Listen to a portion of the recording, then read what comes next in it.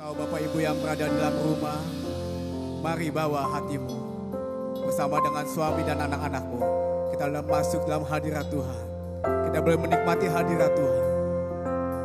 Terima kasih Tuhan Yesus. Bapa, kami mengucap syukur buat kasih setiamu dalam hidup kami. Ajar kami mengucap syukur dalam segala sesuatu Tuhan. Dalam keadaan baik maupun tidak baik Tuhan.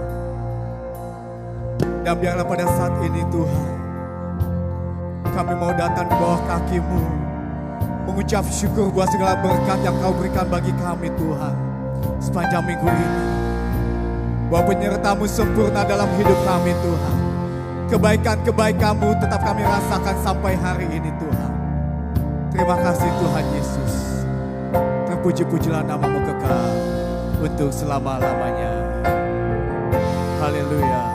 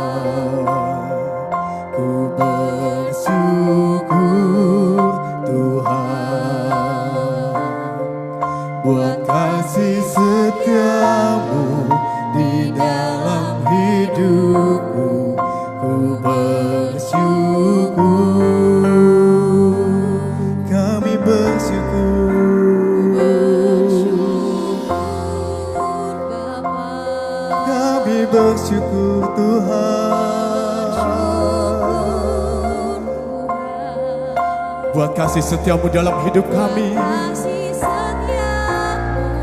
di dalam hidupku, ku bersyukur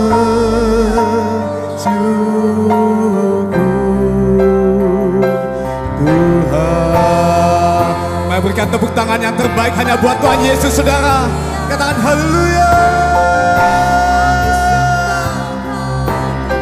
Kau baik Tuhan. Banyak yang Kau perbuat di dalam hidupku. Rancangan-Mu Tuhan terjadi atas hidup kami.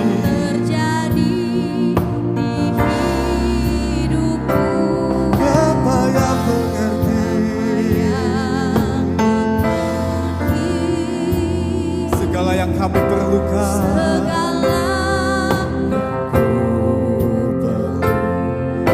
kasih-Mu Tuhan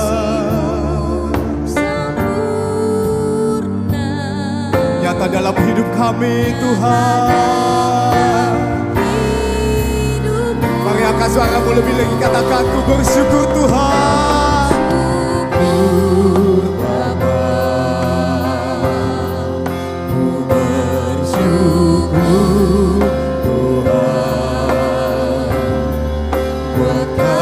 Setiamu di dalam hidupku, ku bersyukur.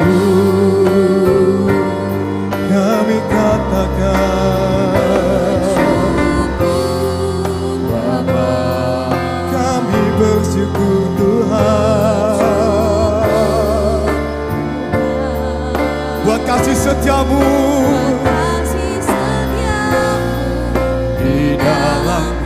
hidupmu, ku bersyukur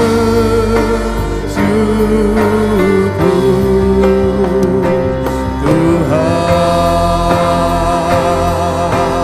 Ku katakan tak ada lembah gelap, tak ada lembah gelap yang tak ku lewati tanpa hadirmu.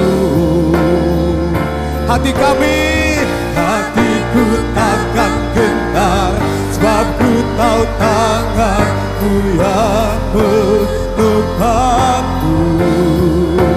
Karena tak ada lembah gelap, tak ada lembah gelap yang tak ku lewati tanpa hadirmu.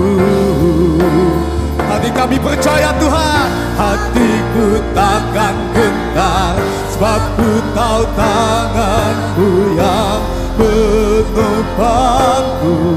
Katakan kaulah Yesus, kaulah Yesus, kaulah Tuhan, hanya Kau ku percaya. Oh kaulah Yesus, kaulah Yesus, kaulah Tuhan, harapan hidupku. Mari angkat tanganmu, katakan bersyukur Bapa. Kami bersyukur Tuhan buat kasih-Mu, di dalam hidup kami.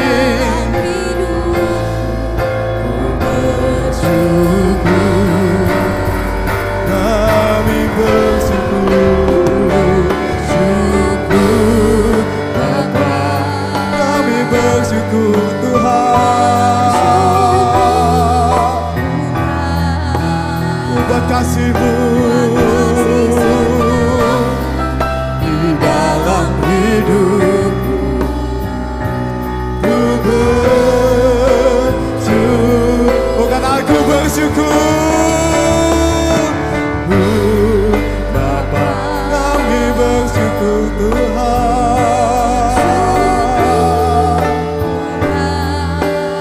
buat kasih-Mu di dalam hidupku. Ku bersyukur. Kami katakan Bapa.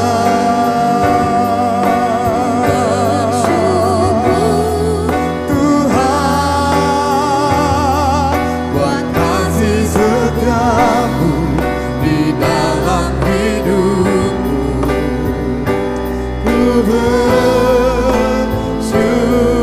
Mari jemaat yang di rumah katakan dengan segenap hatimu saudara. Dengan ucapan syukurmu ke hadapan Tuhan buat kasih setianya dalam hidupmu.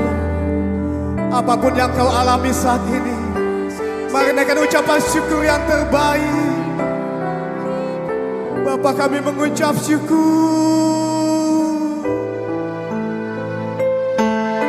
Katakan ku bersyukur Bapa.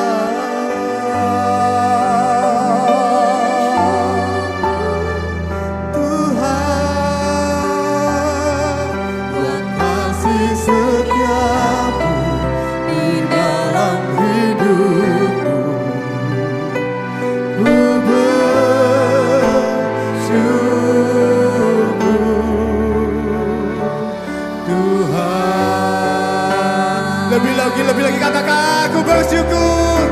Ku bersyukur Bapa. Ku bersyukur Tuhan buat kasih setiamu Tuhan di dalam hidup. Sungguh kami bersyukur Tuhan. Kami bersyukur Bapa. Ku bersyukur Tuhan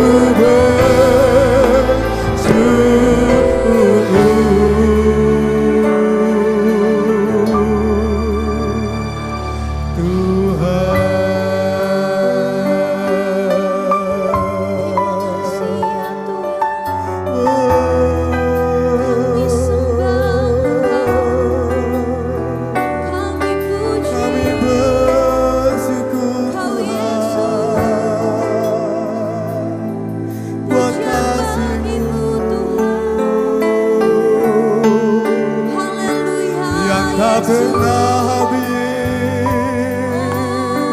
Terima kasih Tuhan. Selalu baru. Terima kasih Bapa. Kebaikanmu dalam hidupku. Terima kasih. Sungguh kami bersyukur.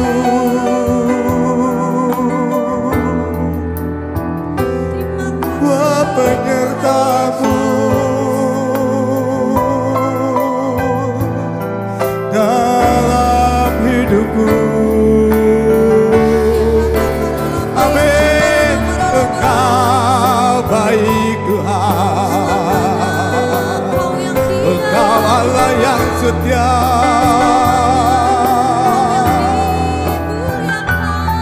Kami bangga memiliki Allah sepertimu. Allah yang setia. Allah yang tak pernah tinggalkan kami.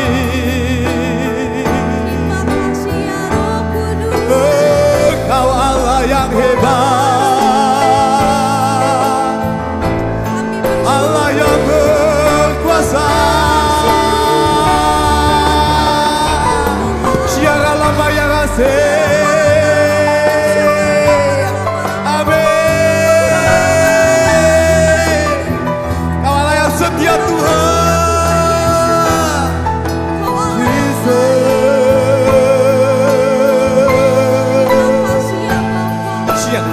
Siara lama yang lama yang lama yang lama yang lama yang lama yang lama lama.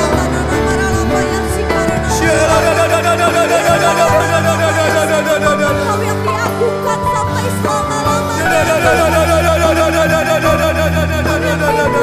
ya Tuhan.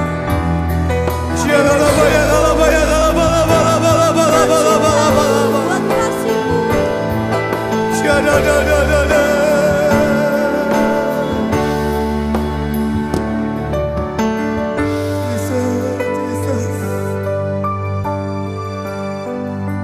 Engkau yang di rumah angkat tanganmu tinggi-tinggi ke hadapan Tuhan. Engkau yang perlu Tuhan saat ini. Bawa hatimu untuk menyembah Tuhan pada saat ini. Bapa, Engkau melihat setiap tangan-tangan yang terangkat Tuhan. Apapun pergumulan jemaat-Mu Tuhan.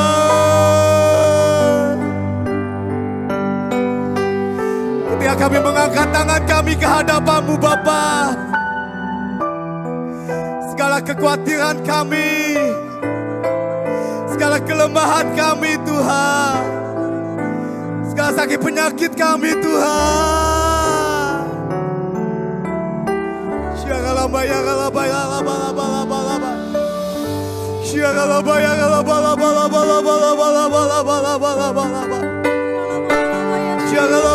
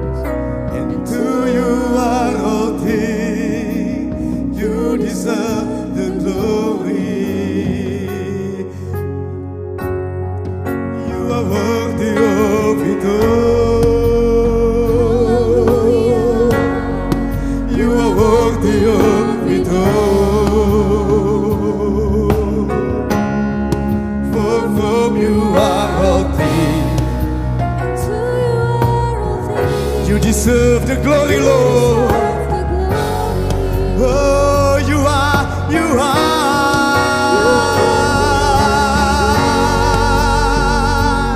Amen. You are worthy of it all. For from you are all things, and to you are all things. You deserve the glory. Oh, you are worthy of it all. You are worthy of it all. Sebab hanya Engkau yang layak Tuhan. For from you are all things, and to you are all things. You deserve the glory. You are worthy. You are worthy of it all. You are worthy of it all. For from you are all things, and to you are all things. You deserve the glory. You are worthy of it all. You are worthy of it all. For from you are all things, and to you are all things. You deserve the glory. Katakan Dena. Night and day, let incense alone. Night and day, let incense alive. Night and day, let incense alive. Lebih lagi kata Dena. Night and day, let incense alive.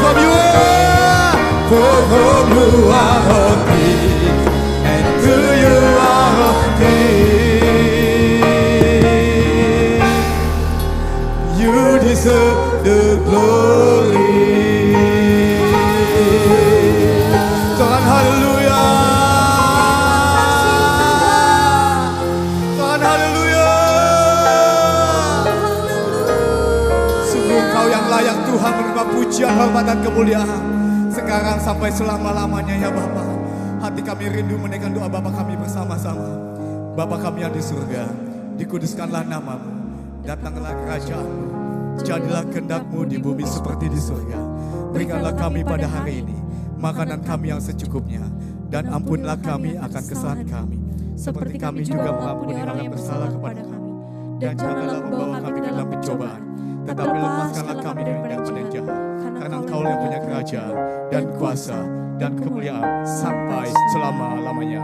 Setiap kita yang dipenuhi sukacita dari Tuhan boleh suarakan haleluya. Haleluya. Karena Engkau telah bangkit bagi kami ya Tuhan.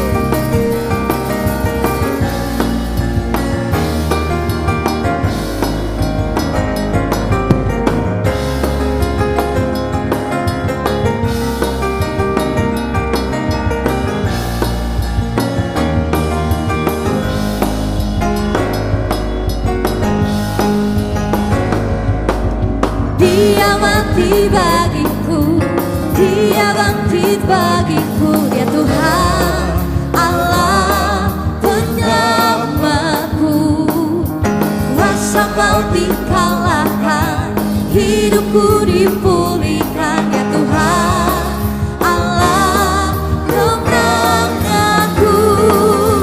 Dia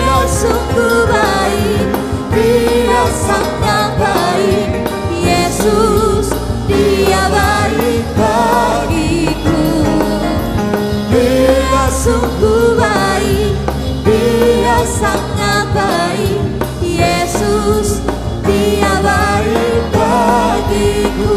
Kau ada di dalam kami Tuhan, Dia ada di dalamku, bergerak di hidupku. Dia Tuhan Allah kekuatanku, Dia penuhi hatiku dengan kuasa kasih-Nya. Dia Tuhan Allah kemenangan. Mari nyatakan lebih lagi. Dia sungguh baik, Dia sangat baik. Yesus, Dia baik bagiku. Oh, oh, oh. Dia sungguh baik, Dia sangat baik. Yesus, Dia baik bagiku.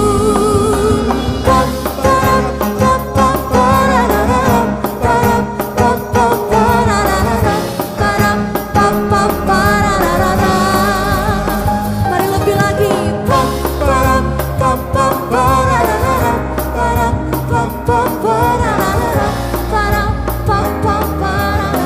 Katakan He's so good, He is so good to you, He is so good to me. Jesus, He's so good to you and me. Oh, He is so good to you, He is so good to me. Jesus, He's so good to you. Sekali lagi katakan He's so good, He is so good to you, He is so good to me. Jesus, He's so good to you and me. Kau baik Tuhan, So good to you, He is so good to me. Jesus, He's so good to you and me. Jesus, He's so good to you and me. Jesus, He's so good to you, He's so good to me. He's so good to you and me. Berikan kemuliaan yang terbaik buat Tuhan Allah kita, saudara. Haleluya. Tuhan, dalam kondisi apapun kami tetap mau memperkatakan bahwa Engkau tetap baik dalam kehidupan kami ya Tuhan. Tuhan, kami mau persiapkan hati kami lebih lagi masuk ke dalam hadirat-Mu. Biarlah sukacita itu tetap ada di dalam kami ya Tuhan, karena Engkau telah bangkit bagi kami ya Tuhan Yesus. Izinkan kami masuk ke dalam hadirat-Mu lebih lagi, sucikan layakan kami ya Tuhan. Terima kasih Tuhan. Hanya Kau Tuhan di hidupku, Kau berikan hidup yang baru. Darah-Mu menyucikan, pulihkan hatiku. Ku nyatakan Kaulah segalanya. Engkaulah sumber pengharapan, kuasa-Mu sanggup menyembuhkan. Jiwaku pun berserah hanya kepadamu. Yesus, Kaulah segalanya. Karena salib-Mu ku hidup, karena salib-Mu ku menang. Engkau yang berkuasa, sanggup untuk melakukan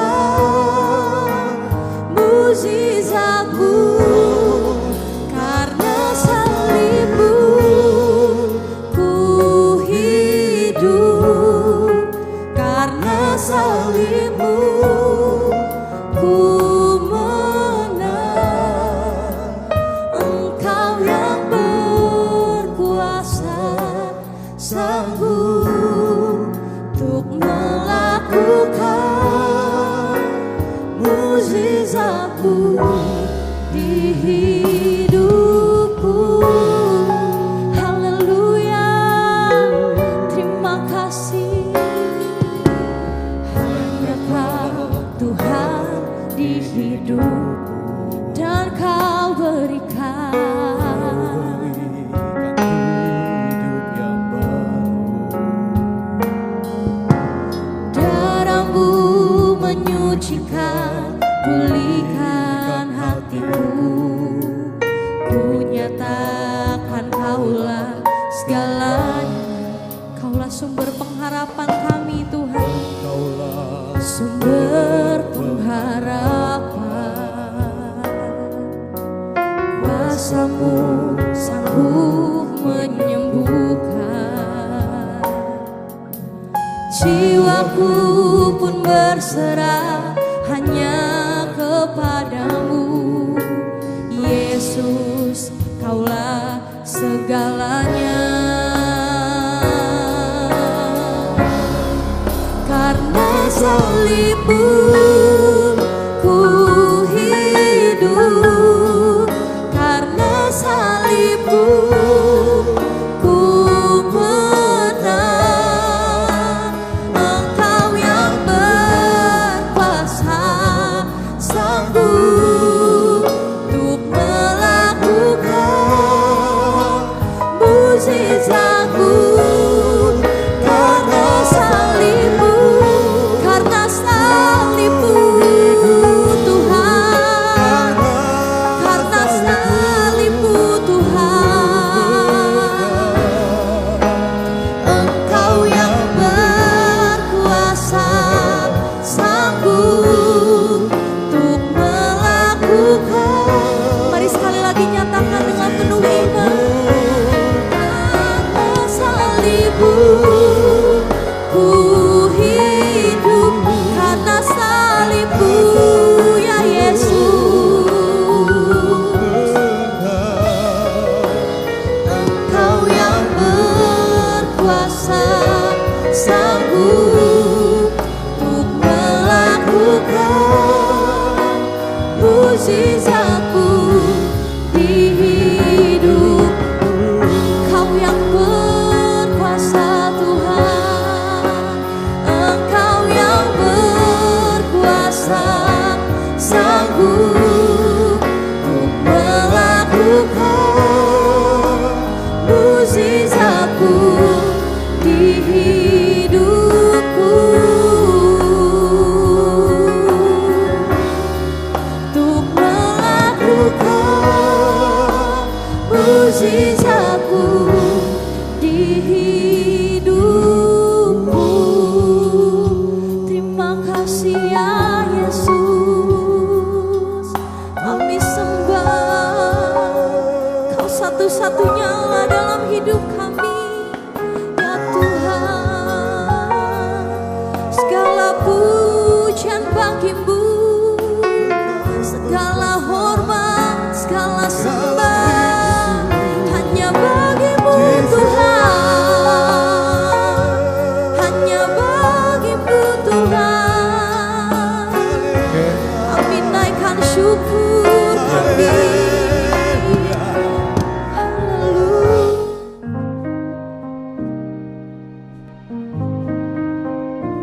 Shalom semuanya. Pada saat COVID-19 menjadi pandemi, kita harus bersiap-siap untuk memasuki krisis ekonomi. Krisis ekonomi dapat memicu krisis sosial. Sekarang kita mulai memasuki krisis ekonomi secara global, termasuk di Indonesia. Kita harus banyak berdoa agar krisis ini tidak berlarut-larut sehingga menimbulkan krisis sosial.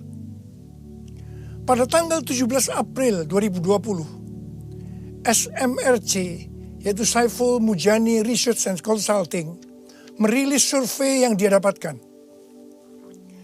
Survei menunjukkan bahwa 67% rakyat Indonesia mengatakan kondisi ekonominya semakin memburuk sejak pandemi COVID-19. Sebanyak 24% mengatakan kondisi ekonominya tidak mengalami perubahan. Dan hanya 5% mengatakan kondisi ekonominya lebih baik. Mayoritas masyarakat Indonesia, yaitu sekitar 77%, menganggap COVID-19 mengancam pemasukan atau penghasilan mereka. Survei juga menyebutkan bahwa sekitar 25% warga atau 50 juta warga dewasa sudah tidak bisa memenuhi kebutuhan pokok tanpa pinjaman. 15% warga mengatakan bahwa tabungan mereka hanya cukup untuk beberapa minggu.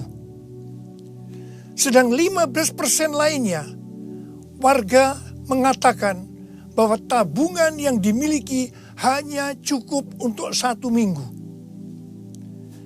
Melalui hasil survei ini, kita bisa melihat bahwa kondisi ekonomi rakyat Indonesia dalam keadaan tidak baik. Sekali lagi kita harus banyak berdoa tentang hal ini. Dalam doa ini kita harus berkata, pertolongan kita adalah dalam nama Tuhan yang menjadikan langit dan bumi. Dalam nama Tuhan Yesus Kristus. Yesuslah kuatku, Yesus penolongku, kepadamu ku berseru.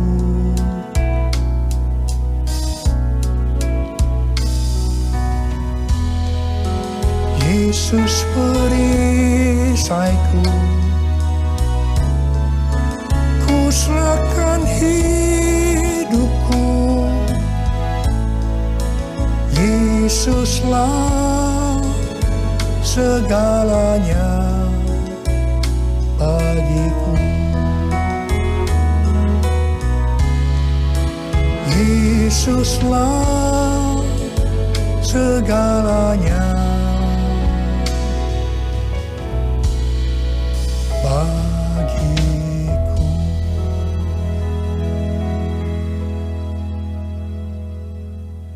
Setelah Tuhan Yesus bangkit, sebelum kenaikannya ke sorga, Tuhan Yesus mengunjungi murid-muridnya yang sedang mencari ikan di Danau Galilea. 7 murid Tuhan Yesus, termasuk Petrus, Yohanes, dan Yakobus, sedang berkumpul dalam keadaan tergoncang akibat kematian Tuhan Yesus. Mereka dalam keadaan ketakutan. Secara ekonomi, mereka juga tergoncang karena biasanya mereka selalu bersama-sama dengan Tuhan Yesus. Mereka kembali ke Galilea dan mencari ikan untuk kehidupan mereka. Pada saat itu, mereka sepakat untuk mencari ikan. Alkitab mengatakan bahwa semalam-malaman mereka mencari ikan, tetapi mereka tidak mendapatkannya. Mereka tambah frustasi. Tiba-tiba, dari darat ada suara yang berkata, "Hai anak-anak, adakah engkau mempunyai lauk pauk?" Dengan kesal mereka menjawab, "Tidak ada." Mereka semua tidak tahu kalau yang bertanya itu adalah Tuhan Yesus. Tuhan Yesus melanjutkan dengan berkata, "Kalau begitu, tebarkan jalamu di sebelah kanan perahu, maka engkau akan mendapat ikan." Perintah ini sebenarnya tidak masuk akal, karena alasan pertama, hari sudah siang. Mencari ikan di Danau Galilea harus malam hari. Alasan yang kedua, jarak perahu dengan pantai hanya sekitar 200 hasta, yaitu sekitar 90 meter. Jadi tempat itu adalah tempat yang relatif dangkal. Padahal biasanya ikan ada di tempat yang relatif dalam. Tetapi mereka taat kepada suara itu. Meskipun mereka tidak tahu bahwa itu adalah suara Tuhan Yesus. Setelah mereka melemparkan jala di sebelah kanan perahu, apa yang terjadi? Mereka mendapatkan 153 ekor ikan besar-besar Baru setelah itu mereka sadar bahwa yang menyuruh mereka adalah Tuhan Yesus. Pertanyaannya, mengapa mereka tetap taat meskipun mereka tidak tahu bahwa itu Tuhan Yesus? Jawabannya adalah karena mereka hidupnya intim dengan Tuhan Yesus. Pada masa kesesakan, biasanya tidak gampang untuk mendengarkan suara Tuhan. Tetapi orang yang hidupnya intim dengan Tuhan, mereka tetap bisa membedakan bahwa ini suara Tuhan, meskipun samar-samar. Suara ini adalah suara yang sering dia dengar, yang memberi tuntunan, memberitahu apa yang harus dilakukan. Pada saat kita memasuki krisis ekonomi sebagai dampak dari pandemi COVID-19, kita perlu mendengar suara Tuhan. Saya ulangi sekali lagi. Pada saat kita memasuki krisis ekonomi sebagai dampak dari pandemi COVID-19, kita perlu peka mendengar suara Tuhan. Garis bawahi ini. Ada 3 macam suara. Yang pertama, suara Tuhan. Yang kedua, suara hati kita. Yang ketiga, suara iblis. Bagaimana kita bisa membedakan bahwa itu adalah suara Tuhan? Yaitu kalau kita hidupnya intim dengan Tuhan. Kalau hati kita melekat kepada Tuhan. Kalau kita dipenuhi dengan Roh Kudus.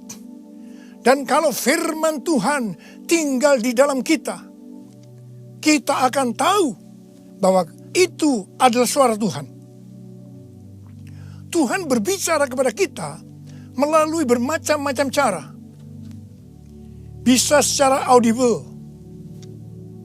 bisa melalui firman Tuhan, bisa melalui nubuatan, bisa melalui penglihatan, bisa melalui mimpi, bisa melalui peristiwa-peristiwa yang terjadi, baik secara umum maupun yang ada di sekeliling kita, dan lain-lainnya. Bagaimana kita bisa mengenali suara Tuhan?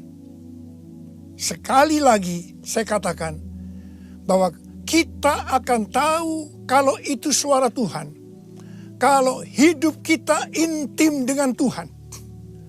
Kalau hati kita melekat kepada Tuhan, kalau hidup kita dipenuhi Roh Kudus, dan kalau firman Tuhan tinggal di dalam kita.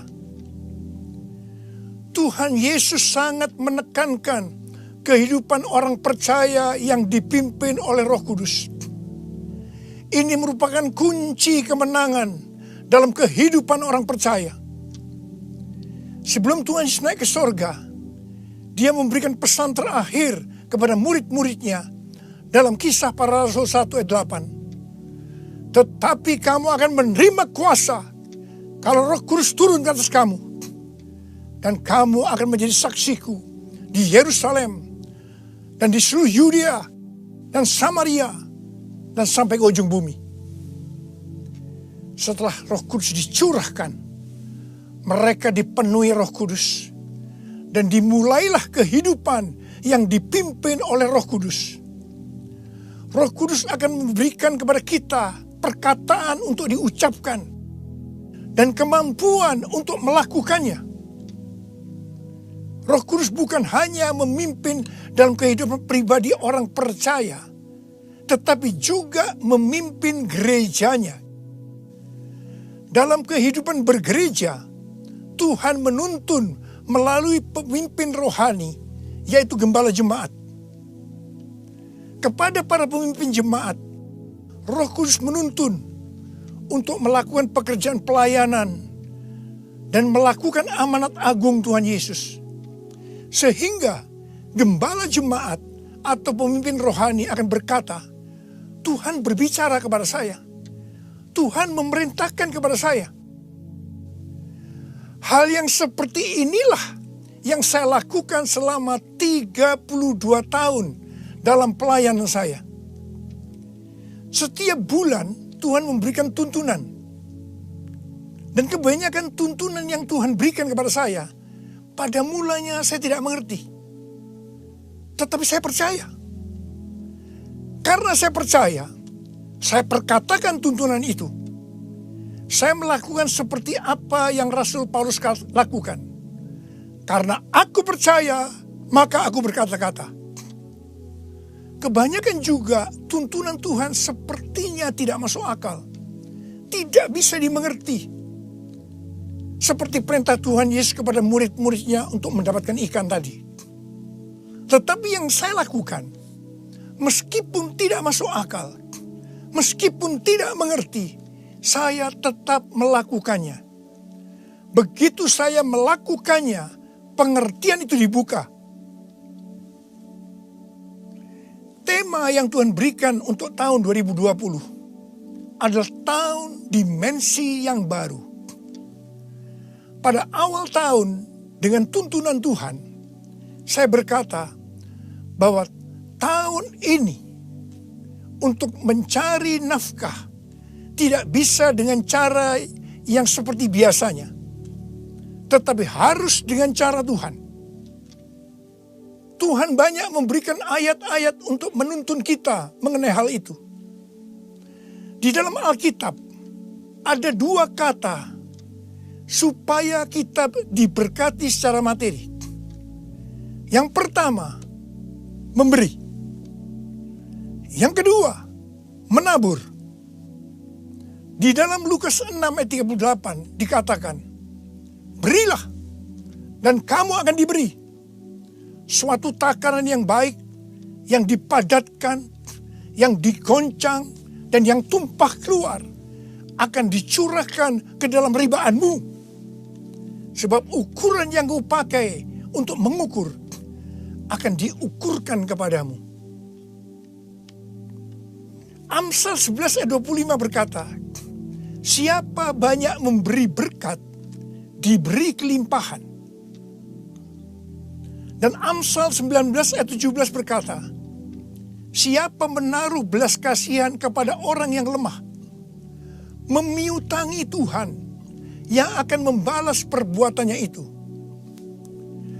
Banyak yang mempunyai pengertian, sekali lagi saya mau katakan, banyak yang mempunyai pengertian bahwa ayat-ayat tersebut hanya diperuntukkan bagi orang yang kelebihan uang. Bukan orang yang berkekurangan. Tetapi saya mau katakan bahwa ayat-ayat ini bukan hanya untuk orang yang kelebihan uang, tetapi juga orang yang kekurangan uang. Garis bawahi.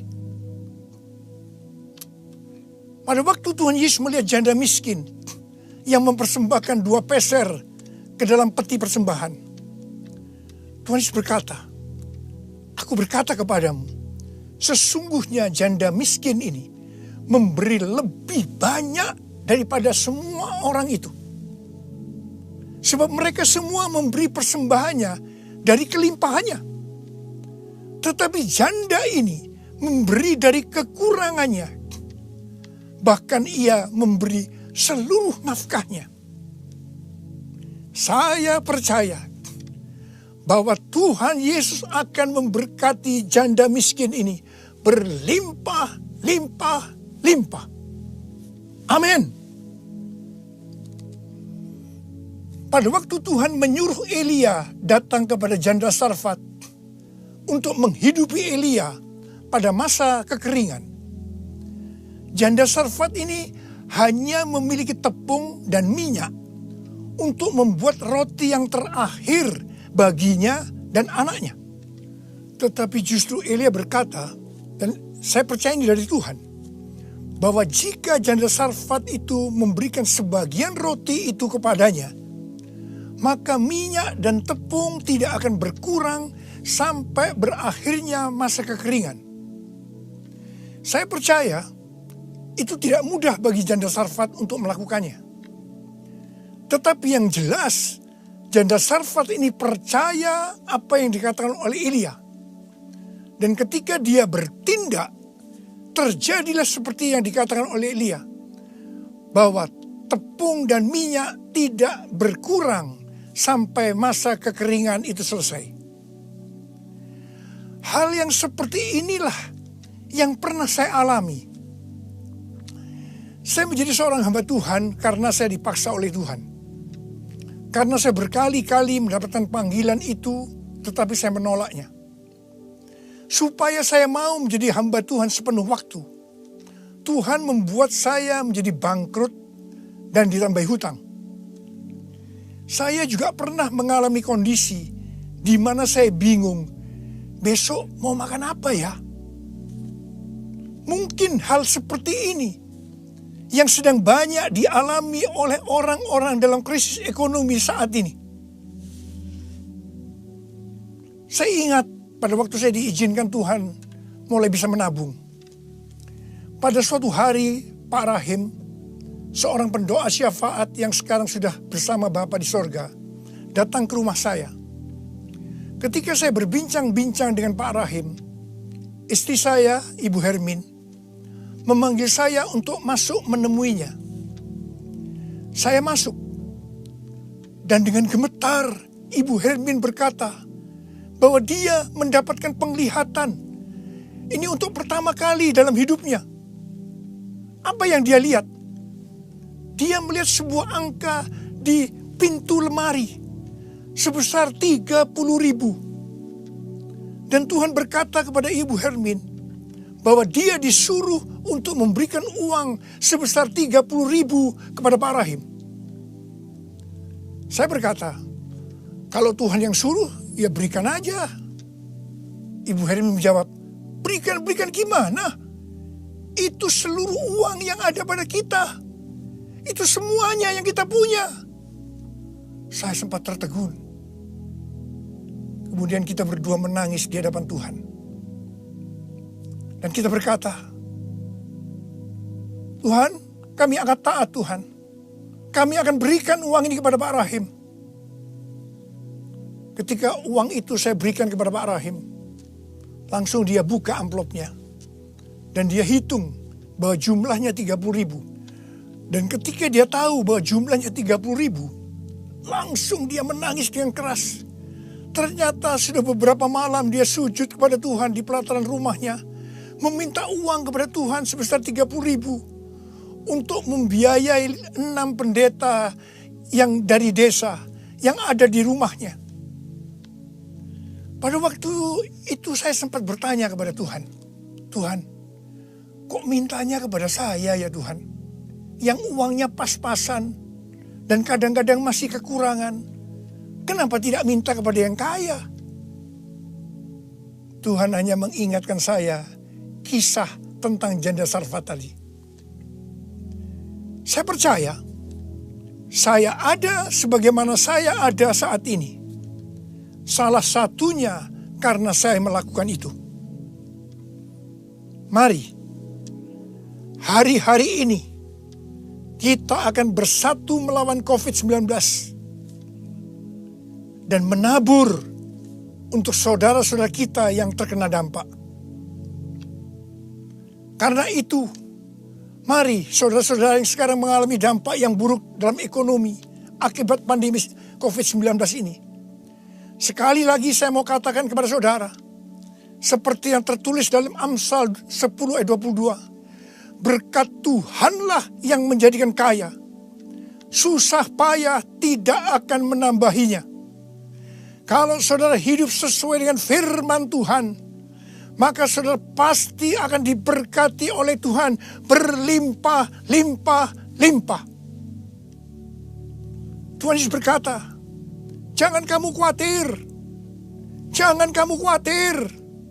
Jangan kamu khawatir. Apa yang akan kamu makan? Apa yang akan kamu minum? Apa yang akan kamu pakai? Semua itu dicari oleh bangsa-bangsa yang tidak mengenal Allah.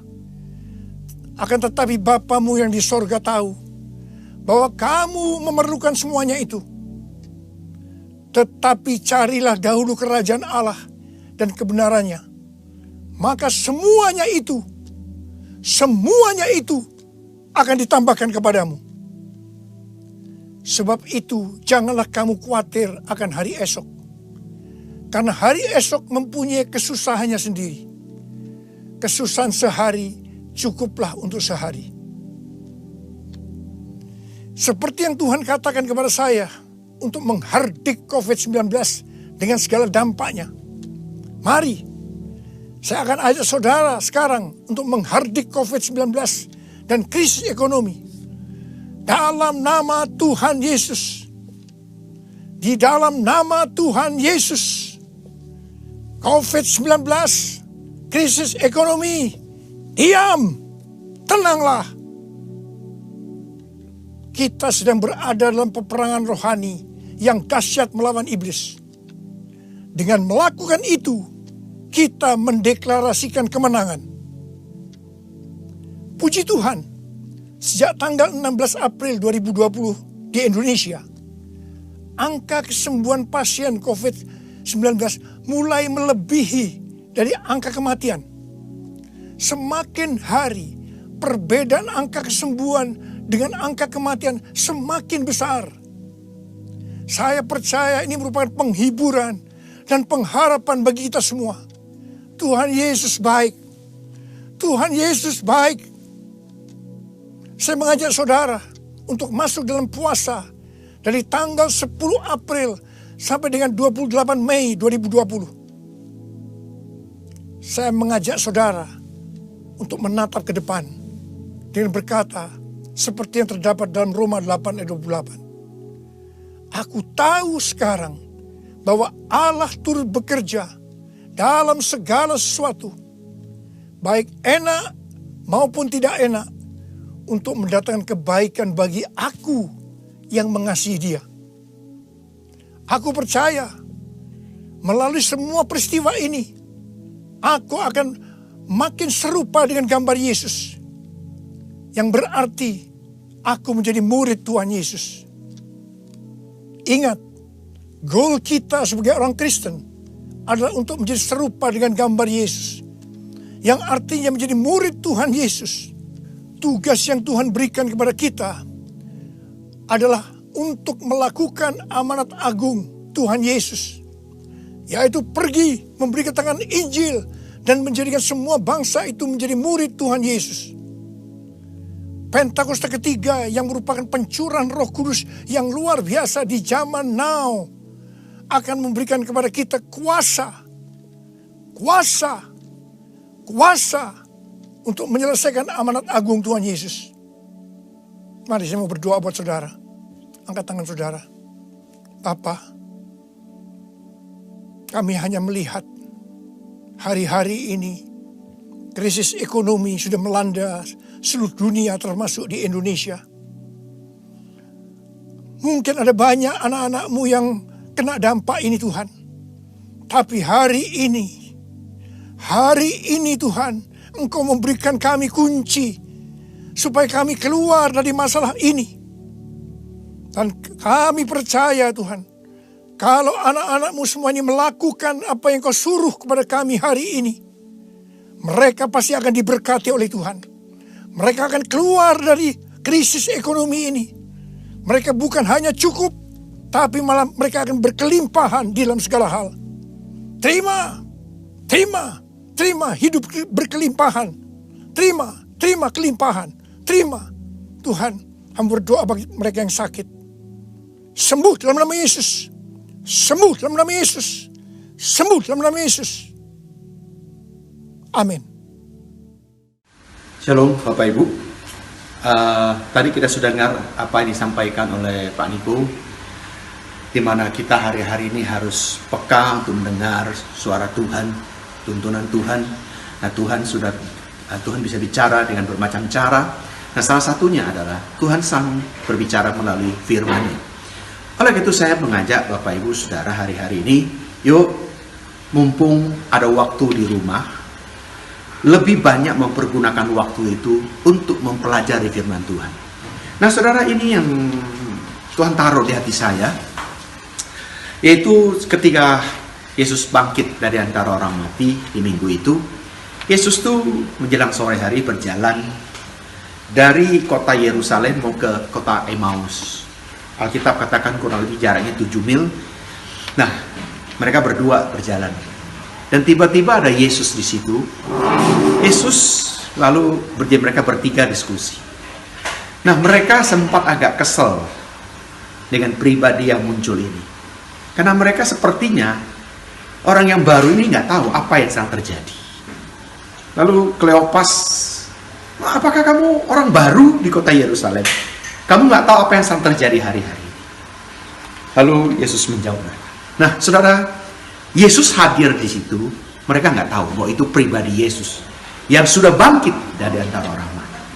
Mungkin seringkali ya Bapak Ibu, hidup kita sebagai anak Tuhan, sebagai orang Kristen, Yesus hadir di tengah-tengah kita. Kita nggak tahu itu Yesus. Nah, oleh karena itu saudara, hari-hari kita mesti lebih peka untuk dengar, untuk tahu akan kehendak Tuhan.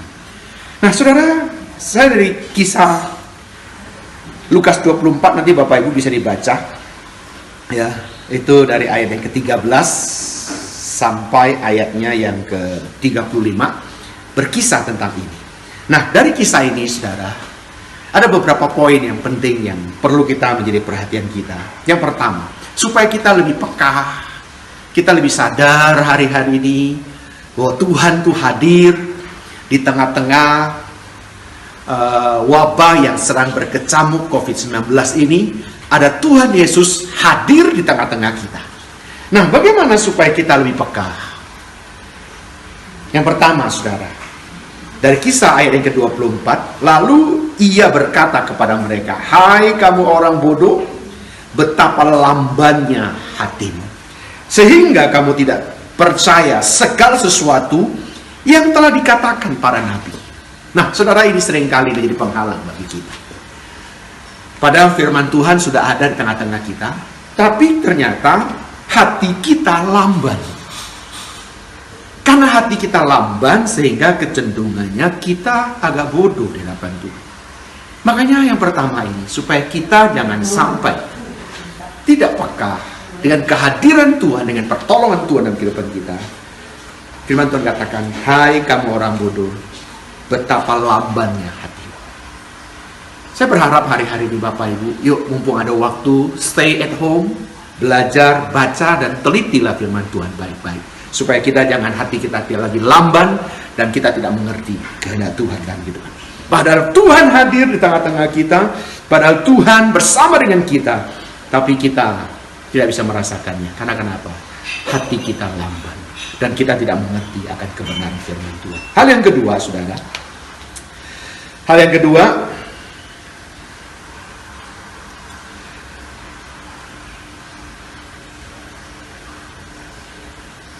nah lalu saudara, Yesus, tetapi mereka sangat mendesak, katanya, "Tinggallah bersama-sama dengan kami, sebab hari telah menjelang malam."